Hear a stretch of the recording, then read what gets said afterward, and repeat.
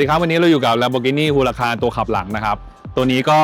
ล่าสุดครับเพิ่งมาเปลี่ยนท่อกับเราไปเป็นของ Capristo ครับซึ่งเป็นคันแรกๆเลยเพราะว่ารถรุ่นนี้ครับตอนแรกมันมีประกันวารันตีลูกค้าก็บางคนอาจจะยังไม่อยากเปลี่ยนนะครับตอนนี้ประกันใกล้จะหมดแล้วลูกค้าก็มาใส่ท่อใหม่นะครับแล้วก็เลยเป็นชุดแรกๆเลยที่เราใส่ Capristo ไปนะครับคันนี้ก่อนหน้านี้ใส่พวก Novitec ชุดแต่งรอบคันกับเราไปแล้วนะครับแล้วก็มีล้อวัดเส้นด้วยวันนี้มาเติมท่อครับแล้วก็เดี๋ยว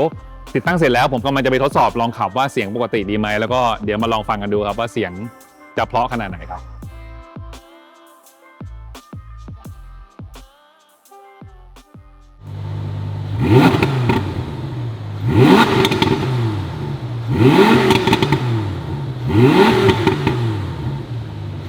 บ